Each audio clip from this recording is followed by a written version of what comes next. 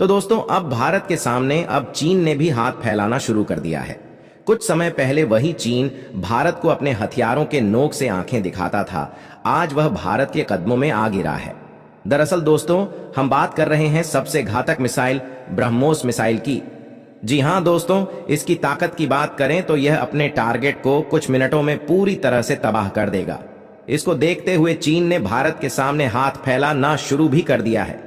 इस मिसाइल का इस्तेमाल ज्यादातर रूस में किया जाता है और रूस और यूक्रेन के बीच चल रहे युद्ध में रूस ब्रह्मोस मिसाइल का भरपूर इस्तेमाल किया था, जिसके इस्तेमाल से यूक्रेन के सारे डिफेंस सिस्टम को एक झटके में तबाह कर दिया था, जिसकी वजह से चीन ने अपना दिमाग लगाकर भारत के सामने ब्राह्मण मिसाइल खरीदने की डिमांड करने लग गया है।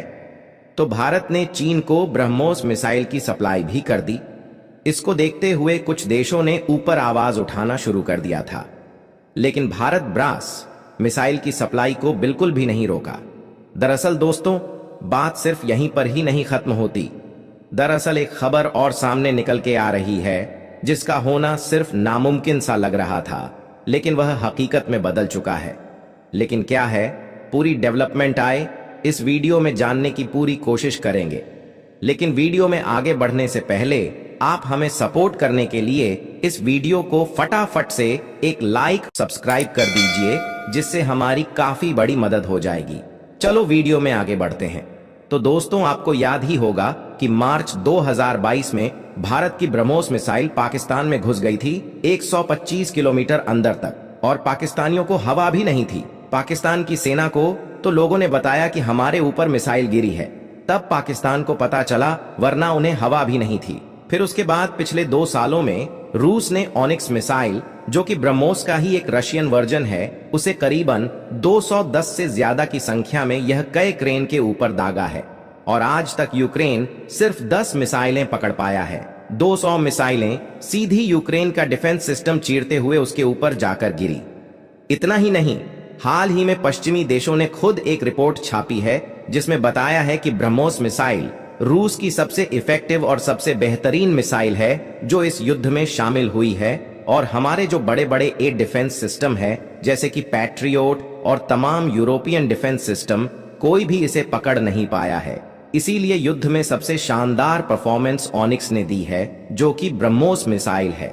तो यानी कि यह घटनाएं बताती हैं कि ब्रह्मोस मिसाइल कितनी ज्यादा शानदार है, और इसी का खौफ है चाइना को, क्योंकि भारत ना खुद सिर्फ ब्रह्मोस मिसाइल इस्तेमाल कर रहा है, बल्कि चीन के दुश्मनों को, चीन के पड़ोसियों को भी ब्रह्मोस मिसाइल सप्लाई करना शुरू कर चुका है।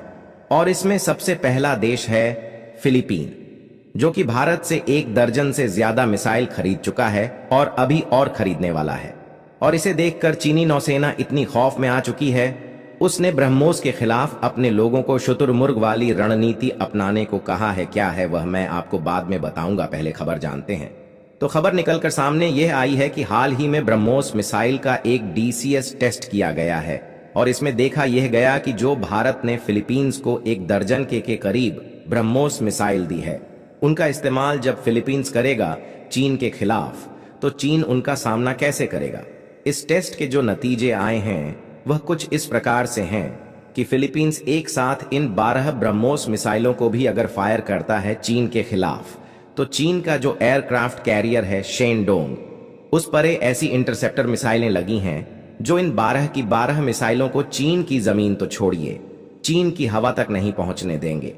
रास्ते में ही फिलीपींस के अंदर ही इन्हें नष्ट कर दिया जाएगा।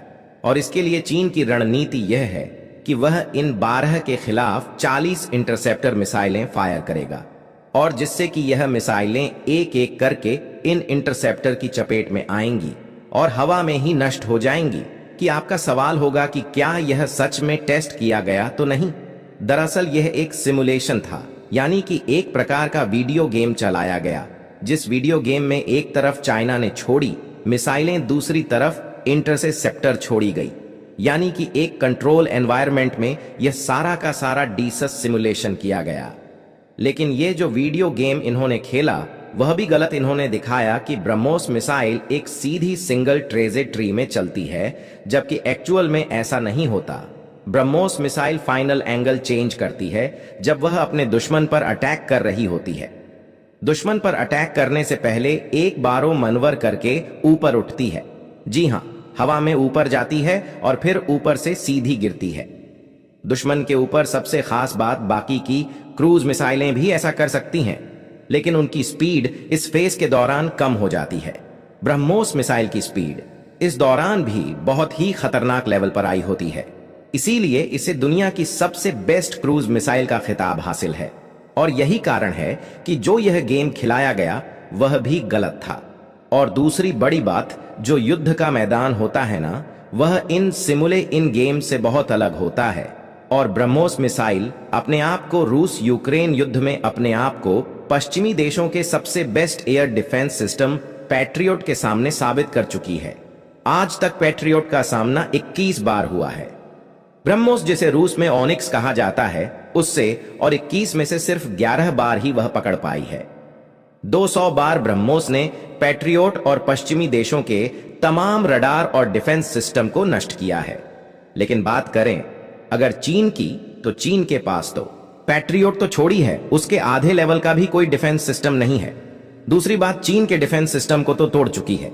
ब्रह्मोस, आपको याद होगा 2022 में जब भारत की ब्रह्मोस मिसाइल पाकिस्तान में घुसी थी, तो वहां पर चीन के ही तो रडार तैनात थे और चीन के ही डिफेंस सिस्टम थे। तब तो यह लोग पकड़ नहीं पाए ब्रह्मोस को, तो अब क्या पकड़ेंगे? यानी कि सिर्फ और सिर्फ अपने लोगों को शतुमुर्ग बनाने की रणनीति है। शतुमुर्ग क्या करता है कि जब वह देखता है कि खतरा कहीं से आ रहा है तो वह भागता नहीं, वह अपना सर मिट्टी के अंदर घुसा लेता है और यह मान लेता है कि खतरा टल गया। चीन के लोगों को भी यह कहा जा रहा है कि ब्रह्मोस से डरो मत, उसकी परफॉर्मेंस देखकर घबराओ मत, सिर्फ ये मान लो कि ब्रह्मोस मिसाइल है ही नहीं, और अगर है भी तो हम अपने झूठ मूठ के गेम से उसे नष्ट कर लेंगे, यानी कि सिर्फ ड्रामेबाजी है और कुछ नहीं। तो आइए बढ़ते हैं हमारी अगली खबर की तरफ, जो भारत की एक बहुत बड़ी जीत है। इंजन कंपोनेंट्स को लेकर आपको याद होगा हम कावेरी इंजन पर काम कर रहे थे, लेकिन वह इतना सक्सेसफुल तो नहीं हुआ। लेकिन कुछ टेक्नोलॉजी हमने इतनी एडवांस डेवलप कर ली। फॉर एग्जाम्पल, क्रिस्टल निकल बेस्ड सुपर एलॉय, ये हमने बना लिया था मेटालर्जी रिसर्च लैबोरेटरी में। इसके अलावा काफी कुछ तमाम thermal barrier coating TBC technology भी हमने विकसित कर ली, जो बहुत क्रिटिकल टेक्नोलॉजी है। ब्लेड कूलिंग टेक्निक, यह सारा कुछ हमने डेवलप कर लिया। और इसके दम पे ही जो मेंटेनेंस के लिए कंपोनेंट्स यूज होने वाले थे, रशिया के F-31 फाइटर जेट इंजन में लगभग मोस्ट ऑफ द कंपोनेंट्स अब भारत खुद ही मैन्युफैक्चर कर सकता है और रशिया से इन कंपोनेंट्स को लाने की अब ज्यादा जरूरत ही नहीं। ऑलरेडी यहां पर सप्लाई क्रंच है और दावा किया जा रहा है कि 2030 तक यह इंजन्स हम पूरी तरह से मेंटेन कर सकते हैं अपनी ही इंडियन एयर टेक्नोलॉजी से। तो एक बहुत बड़ी जीत हुई है। भारत की इंजन टेक्नोलॉजी में आत्मनिर्भर बनने की दिशा में तेजी से हम आगे बढ़ रहे हैं। इस पर आप क्या राय है, कमेंट करके जरूर बताएं। यदि वीडियो अच्छी लगी हो तो वीडियो को लाइक करें।